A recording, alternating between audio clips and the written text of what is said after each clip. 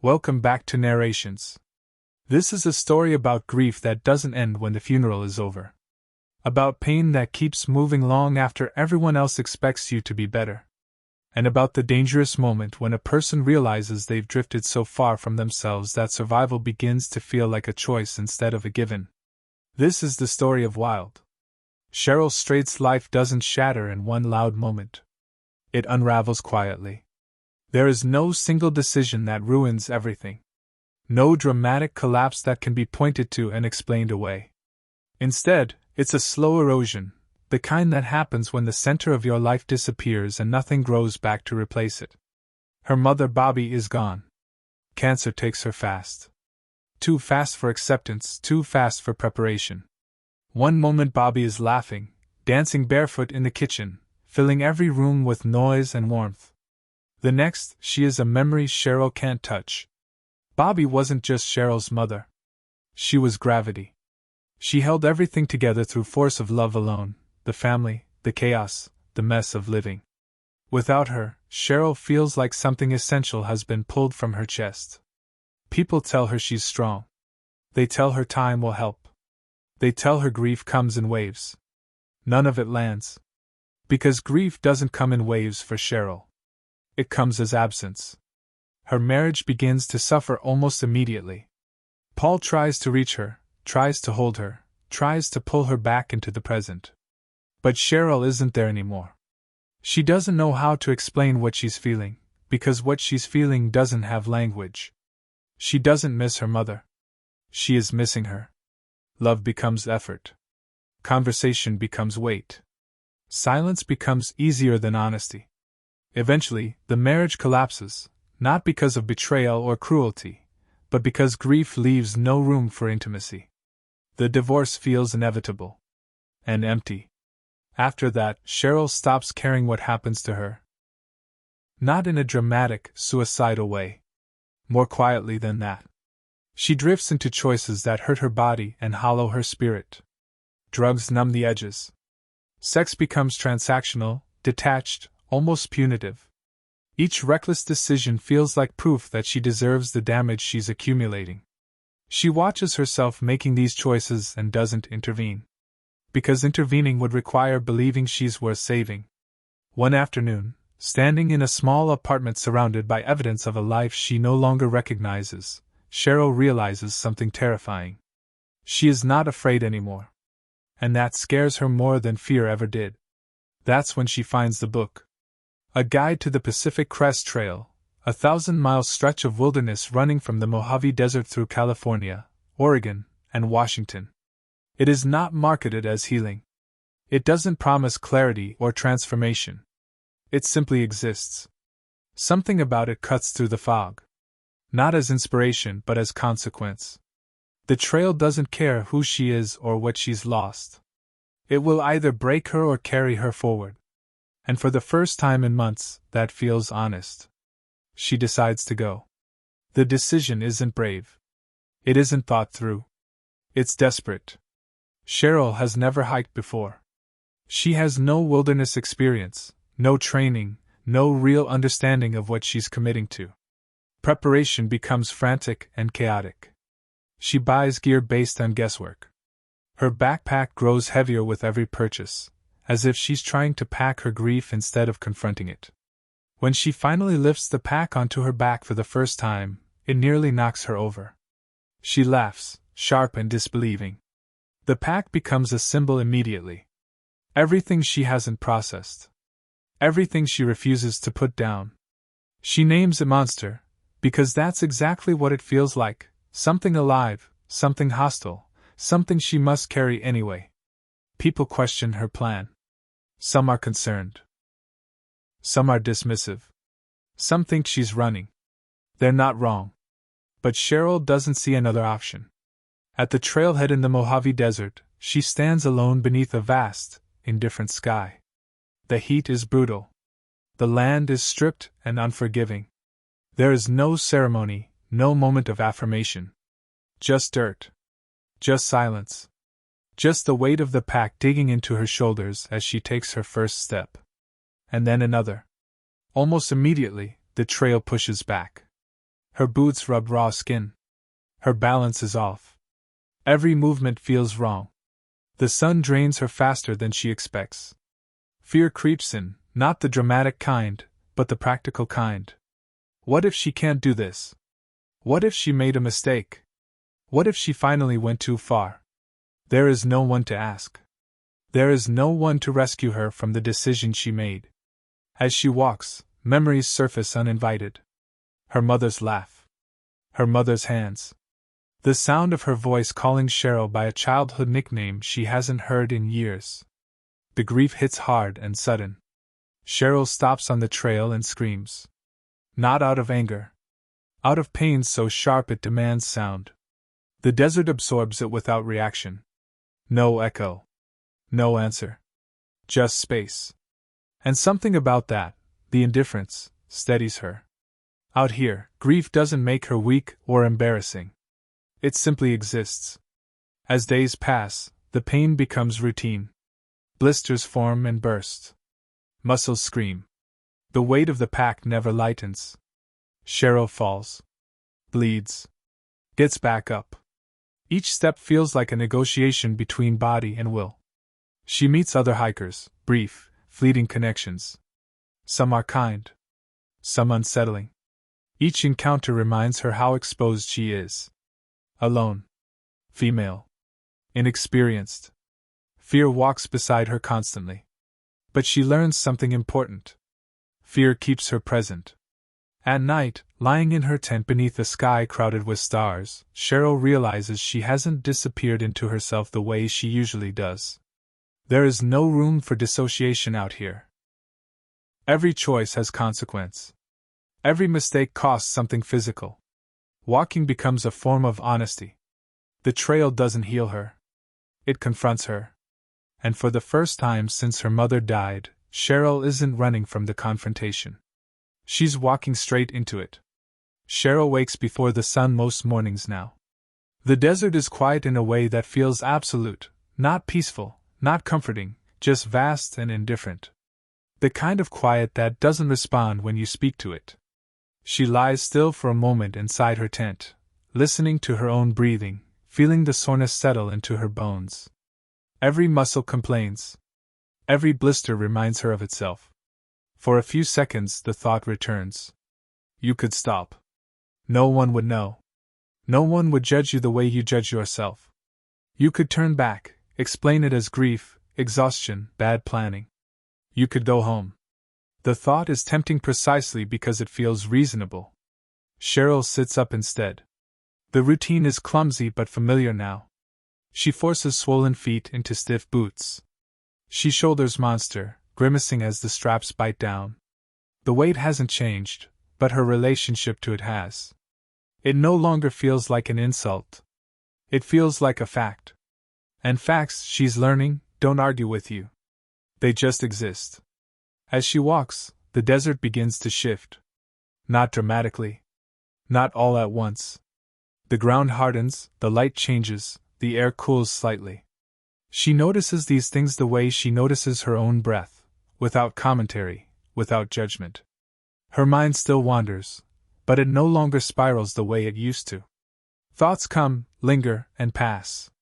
The memories that rise now are less chaotic, more specific. She remembers her mother in fragments. Bobby dancing in the kitchen, barefoot, music too loud, laughing at nothing. Bobby's hands always busy, cooking, cleaning, fixing what other people broke. Bobby's voice, firm and gentle at the same time, telling Cheryl she could do hard things long before Cheryl believed it. The memory hurts. But it doesn't destroy her. For the first time, Cheryl lets herself think something dangerous. Maybe grief doesn't end. Maybe it changes shape. The trail begins to test her in new ways. Snow appears without warning. Elevation steals her breath. She misjudges distances and arrives at campsites exhausted and shaken. There are moments when fear tightens her chest so suddenly she has to stop walking just to breathe. One misstep could mean real injury out here. One wrong decision could mean no one finds her. She thinks about this often, not obsessively, but honestly. Mortality is no longer theoretical. It's practical. It lives in every choice she makes. And instead of paralyzing her, that awareness sharpens her. She becomes more attentive, more deliberate. She learns to read her body, to respect its limits without resenting them. Pain becomes information rather than punishment. One afternoon, her boot gives out completely. The sole peels away from the rest of it, useless. Panic flares hot and immediate. She's miles from anywhere. Walking without proper boots would destroy her feet in days. She sits down hard on a rock and stares at the damage, feeling the old voice rise again. This is what happens when you don't plan. This is what happens when you think you deserve to suffer. For a moment, she lets the anger wash through her, anger at herself, at the trail, at the impossible expectations she keeps setting and failing. Then she does something new. She asks for help. When she reaches the next group of hikers, she admits the problem without shame or bravado. A man listens quietly, then offers her a pair of boots that fit. Not perfectly, but well enough. Cheryl cries after he leaves. Not because of the boots. Because for years, she believed needing help was weakness. Because she learned, somewhere along the way, that survival meant self-sufficiency at any cost. And now, standing there with borrowed boots and no debt attached, she realizes how wrong that belief was. Accepting help doesn't undo her strength. It confirms it. As the miles pass, Cheryl begins to notice a subtle change in herself. She no longer counts days the way she used to. She no longer measures progress by distance alone. Instead, she notices moments. The way sunlight hits the ground in the early morning. The sound of wind moving through trees. The relief of taking the pack off at the end of a long day. These moments don't erase her grief. They sit alongside it. At night, she writes in a small notebook. Not polished prose. Not stories meant for anyone else. Just fragments. Apologies. Confessions. Gratitude. She writes letters she will never send, to her mother, to her ex-husband, to herself. She admits things she never allowed herself to say out loud. I was angry at you for dying. I punished myself because I didn't know where else to put the pain. I didn't think I deserved a future that felt good. The honesty is exhausting. But it's also cleansing. There are still moments of fear that stop her cold. One evening, she encounters a man whose presence feels wrong in a way she can't articulate. He watches her too closely. Lingers too long. Her instincts scream at her to be careful. She lies about where she's going, keeps her answers short, her body tense until he finally leaves. That night, alone in her tent, Cheryl shakes. Not because something happened. Because it could have. She lies awake for hours, listening for footsteps, rehearsing escape routes that don't exist. Fear feels heavier in the dark. More intimate. It crawls into her thoughts and whispers everything that could go wrong. When morning comes, she is exhausted but resolute. She keeps walking. The trail doesn't reward her bravery with ease. It rewards her consistency. Each day she survives becomes evidence she didn't have before. Evidence that she can be afraid and capable at the same time. As the terrain shifts into forests and mountains, the world feels less exposed but no less demanding. Snow becomes more frequent. Her body aches in deeper ways now. Old injuries flare. Toenails blacken and fall away. Blood stains her socks. She grimaces, cleans the wounds, keeps moving. The suffering isn't noble. It's necessary. And in the middle of all of it, something unexpected happens. Cheryl begins to trust herself. Not in an abstract, motivational sense, but practically. She trusts herself to make decisions. To assess risk. To keep going when things hurt and stop when they truly shouldn't. She trusts her instincts again, after years of silencing them. She realizes that the woman she became after her mother's death, reckless, numb, self-destructive, was not proof of weakness. She was proof of pain. And pain, she's learning, does not negate worth. The memories of her mother change again. They are no longer sharp or destabilizing. They arrive with warmth now, sometimes even humor. Cheryl remembers the way Bobby faced hardship, not with perfection, but with stubborn joy. The way she kept going, even when life gave her reasons not to. Cheryl carries that image with her. One night, as she lies under a sky bursting with stars, she feels something she hasn't felt in a long time. Pride. Not the performative kind. Not the kind that needs witnesses. The quiet realization that she is doing something hard, not to prove anything, but because she chose to.